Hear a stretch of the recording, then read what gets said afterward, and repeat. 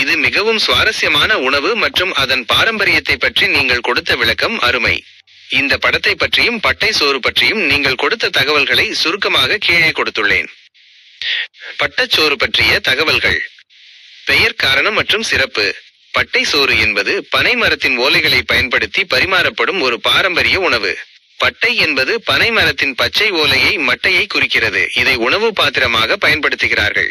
பனை ஓலையில் இருந்து வரும் அழகான நறுமணமும் அதன் ருசியும் உணவுக்கு ஒரு கூடுதல் சுவையை கொடுக்கிறது. உணவு முறை. சாதம், சோறு, கறி, குழம்பு, தாளிச்சா மற்றும் புளியானம் போன்றவற்றை சூடாக பனைமர பச்சை ஓலையிலேயே பரிமாறுவார்கள்.